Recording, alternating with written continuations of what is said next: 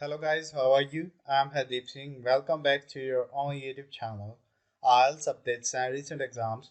For more updates related to recent IELTS exam writing test topics, listening, reading, practice test, and speaking quick at guesswork. Please guys participate in our listening and reading practice test to achieve your desired band score in your actual IELTS test. Please hit the like and subscribe button. Press the bell icon for the upcoming notifications. Don't forget like, subscribe and share my YouTube channel and my Facebook page, IELTS updates and recent exams. Now look at Part 1. You will hear a conversation between a police officer and a woman who witnessed an accident. First, you have some time to look at questions 1 to 4.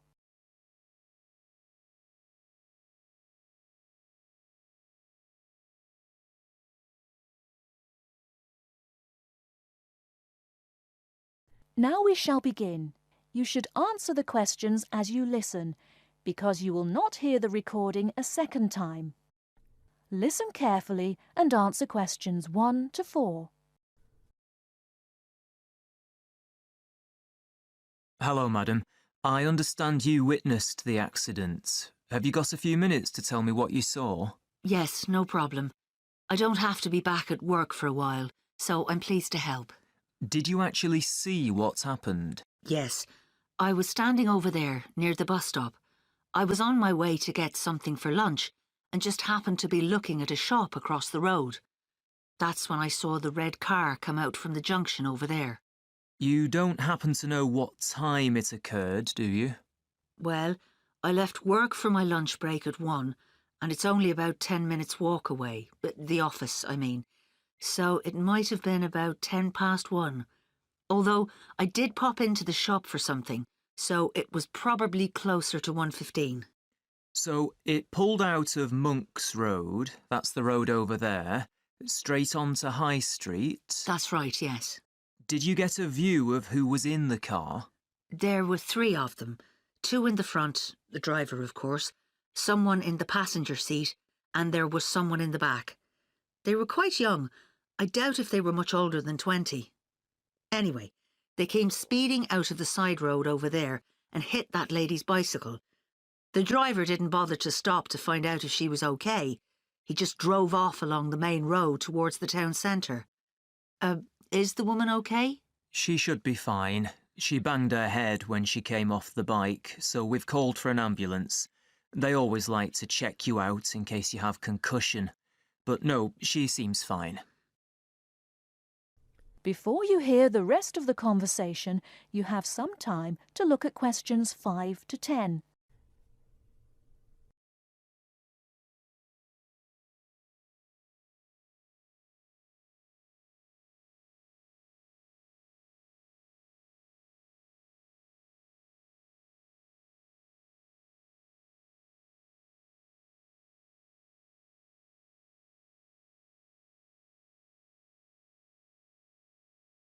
Now listen and answer questions 5 to 10. The bike doesn't look too good, though. I don't think she'll be using that again. I suppose she was very lucky, really. If they'd hit her instead of the front wheel, she could have been seriously injured. It looked like they were just in a hurry and didn't want to stop at the junction. I know the traffic lights aren't working there, so perhaps they thought they could just pull out. Could you give me a description of the car? Do you know the make and model? Well, I'm not very good with cars, but I'm pretty sure it was the same model as my husband's car, a Ford Fiesta. It was red, like I said, and quite old, and the door on the driver's side was damaged. It looked like it had been in another accident some time ago. I don't suppose you had a chance to take down the registration number, did you? I did, actually. Let me see. Y48BYW. Will that help you trace them? That's really helpful. It depends. It might be a stolen car, but at least we'll be able to trace the owner. If it wasn't stolen, then yes, we'll be able to find out the name of the driver. Now, would you mind giving me your contact details, just in case we need to get in touch about anything? Of course. What's your name? Mrs. Stansfield. Rita Stansfield. That's Stansfield. And your address, Mrs. Stansfield? 19 Althorpe Road, Bradford. That's ALTHORPE. Have you got a telephone number we can get you on? Yes, it's 0232 566 788. And do you have a mobile number? Yes, 07834 889 772. That's great, Mrs. Stansfield. As I said, we may get in touch if we need any further information, but probably what you've told me is enough. Thanks for your time. No problem. I'm glad to have been of help.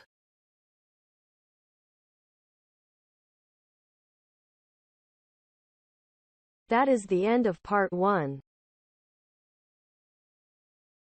You now have half a minute to check your answers.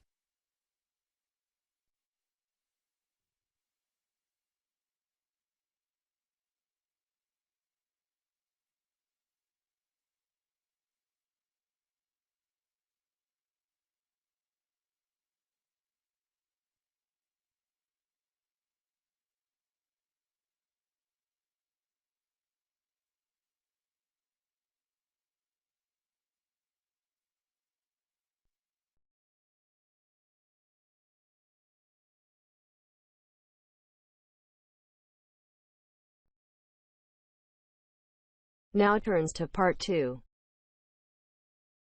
You will hear a presenter on a radio phone-in show. The presenter is talking to a woman who was bitten by a poisonous spider. First, you have some time to look at questions 11 to 15.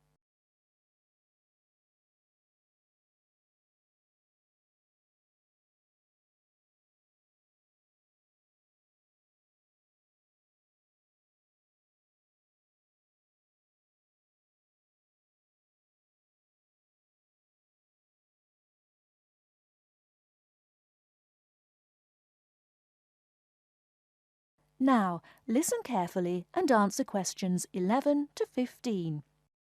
Today, we're continuing our Traveller's Tales. On the line we have Amanda Toddington, who had quite a nasty experience in Australia last year. Isn't that right, Amanda? Yes. My husband and I were on holiday and we were staying at a friend's house on the coast near Brisbane. It was towards the end of the holiday and I was about to go into the garden and enjoy my breakfast. I walked out into the kitchen, slid my left foot into my shoe and felt a tiny sting. It was pretty painless, but I shook the shoe off my foot and saw this tiny spider running out as the shoe hit the wall. Anyway, not being an expert, I presumed the worst, that I'd been bitten by something that was going to kill me, and I completely lost control. I don't think I've ever screamed so much in all my life. We'd been told beforehand to always check our shoes before putting them on, as it's a common way to get bitten. So I suppose it was my own fault, really. So what was it that had bitten you? Tony, that's our Australian friend, he immediately asked me if I knew what had bitten me, and I pointed to the corner of the room where I'd last seen the spider. He picked up a jar and found the creature in the corner where the shoe had hit the floor. "It's a redback," he said, and he gently placed the jar over the spider. The funny thing was, we'd been talking about some of the creatures we needed to be careful of a few days previously, and as he said the name redback, the conversation came flooding back to me. In particular, the fact that the bite can be extremely painful. I've found out since that the redback is from the same family as the black widow spider, and it's the female that does the damage, which it turned out was what I'd been bitten by. You must have been absolutely petrified. You can say that again. I remember feeling quite confused. I wasn't in a great deal of pain to begin with, and yet I could see from our friends' faces that they were concerned. Tony explained that the venom or poison of the bite spreads quite slowly, so the pain doesn't feel too bad at first. Gwen, Tony's wife, brought an ice pack, and Tony held it against the bite to make it less painful. Apparently, you're not supposed to put a bandage on the area, as this can make it hurt even more. Tony tried to put my mind at rest by explaining that this was quite a common bite, that the hospital would have an antivenom and that everything would be okay. But I was beginning to panic. We were flying back to the UK the next day, and I really didn't know what to do. Before you hear the rest of the talk, you have some time to look at questions 16 to 20.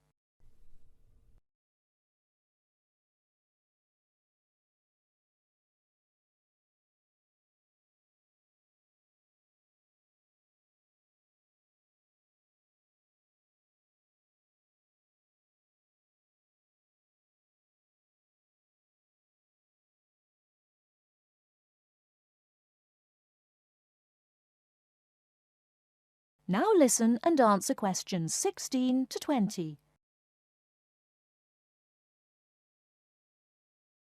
So what did you do?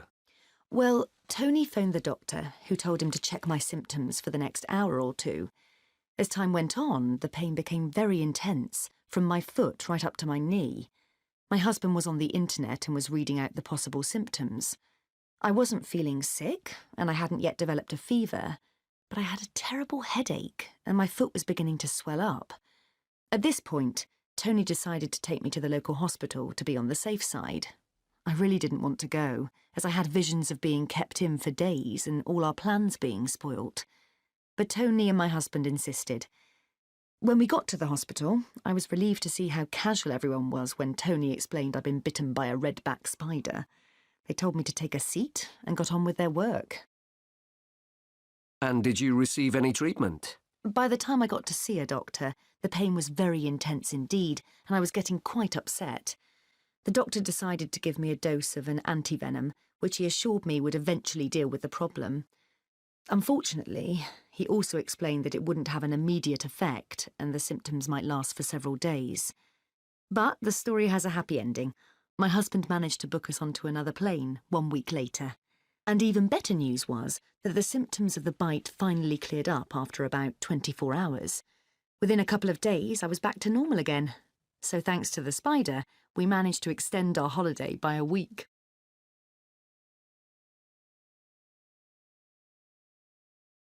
That is the end of part 2. You now have half a minute to check your answers.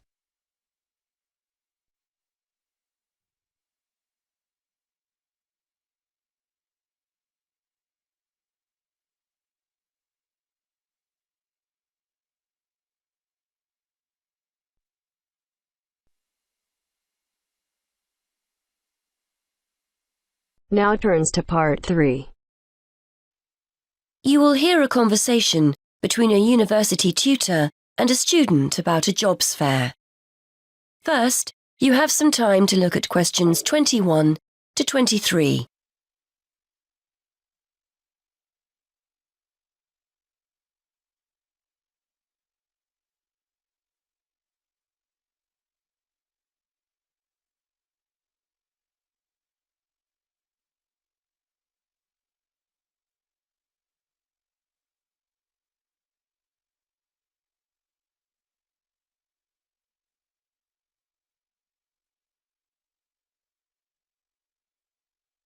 Now listen and answer questions 21 to 23. OK, Fergus, so we've looked at your assignment, which was OK. Now, before you go, you know about the jobs fair that's coming up, don't you? Yes, it's the week after next, isn't it? The whole week, is that right? That's right. Monday through to Friday. I'd suggest making sure you get along there on Tuesday and Wednesday. Engineering companies tend to be more prominent then, rather than on Monday or the end of the week. Yes, I've got the programme for this year, and it looks like those days will be best for me. I'm only in my first year, so I'm not expecting too much from the day. But I've heard you can pick up some valuable ideas for career paths. Well, you've still got a few years here, I know, but it's never too soon to make a good impression on potential employers. You've got the programme, so do some research.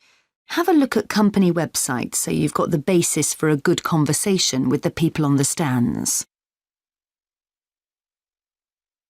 Before you hear more of the conversation, you have some time to look at questions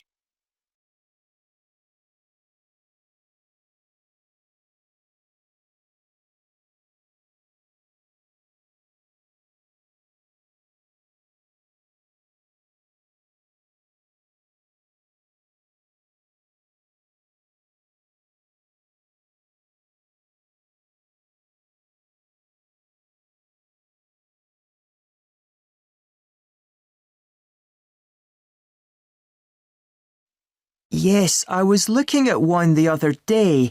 The boss was being interviewed about their staff development programme, and there are one or two other firms I'm also interested in. That's good. You've made a start already. Remember to think about what you're going to ask people before you turn up. Not how much you're likely to earn, of course. You only discuss salaries at job interviews. No, questions about the skills you need for the job, the kind of personal qualities employers are looking for, that kind of thing. Yes, I see what you mean. It's best to go prepared and make the most of the opportunities. And I'm sure you don't need telling that it's a good idea to dress correctly for the event. You need to give off a professional air. Well, I won't be buying anything special for the occasion, that's for sure. I've got a suit and tie at my parents', but I don't have time to collect it. I'll make an effort, though. A nice pair of trousers and a jacket. Nothing too formal. I'm sure you'll look the part. By the way, you'll often find companies have more than one representative. Maybe someone from marketing handing out free gifts, someone who'll explain the interview process, an ex-student who now works for them, that kind of thing. Try and direct your questions towards the best person. Yes, that's a good idea. I'd certainly be keen to talk to any ex-students that are around. I'm sure you'll find the whole thing really useful. It's important to go to these events, and we always get great feedback from students who've attended. As long as you go with the right expectations. It's unlikely you'll come away with the promise of a job, of course. It's more about discovering what companies are looking for in potential employees. Yes, plus they're a great opportunity to practice things like networking, meeting new people, talking about yourself and what you do. Do you know what I mean? Definitely, yes. There will be several high-profile companies in the engineering sector, and you'll have the chance to get to know some useful people. If they give you their card or contact information, make sure you keep it safe. It's a sign they like you and want to keep in touch.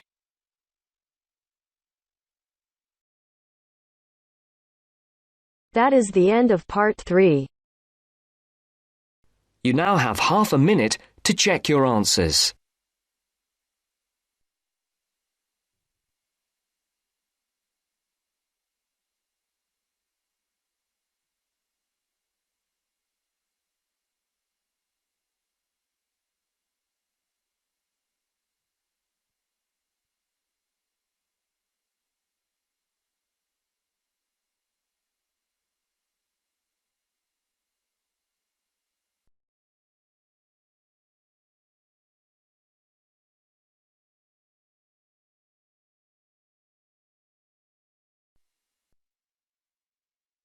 Now turns to part 4.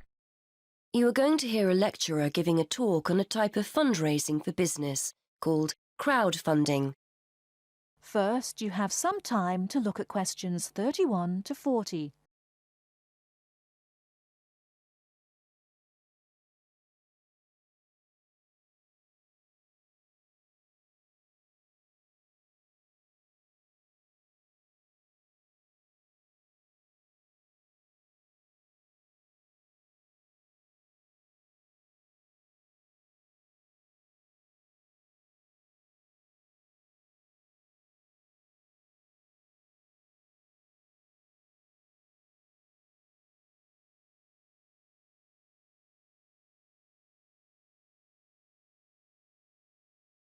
Now, listen carefully and answer questions 31 to 40.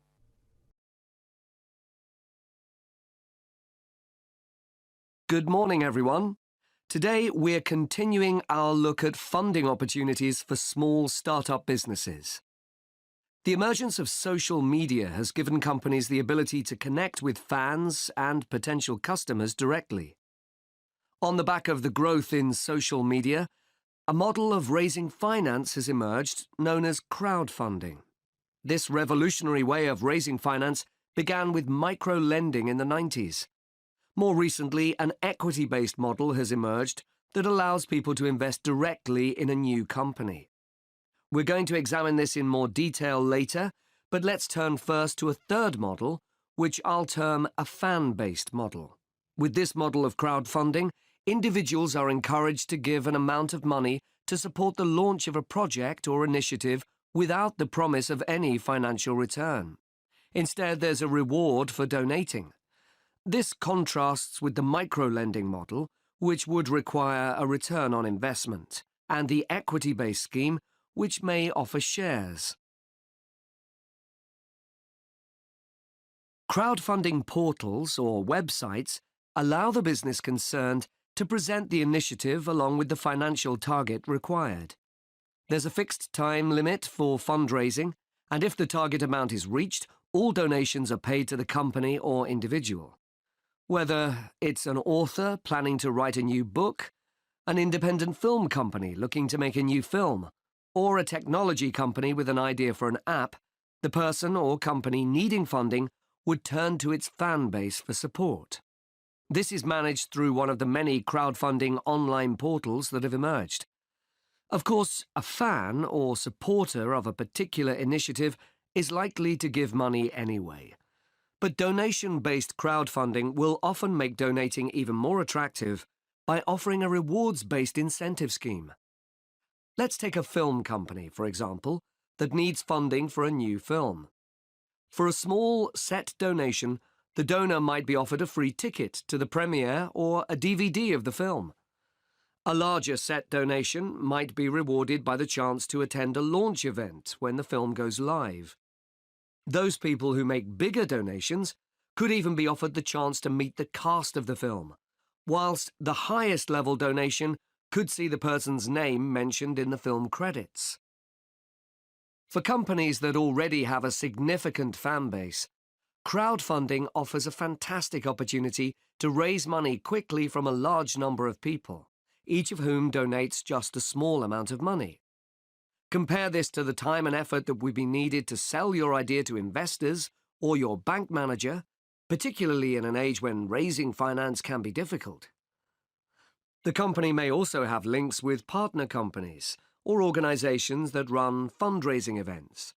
In this case, you can significantly increase participation by working with these organizations to promote your crowdfunding project.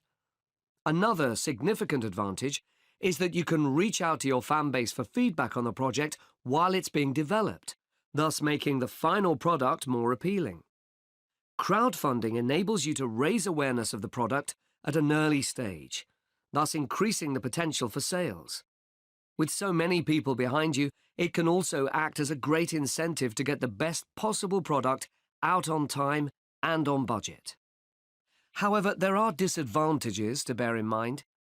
The model can be described as all or nothing.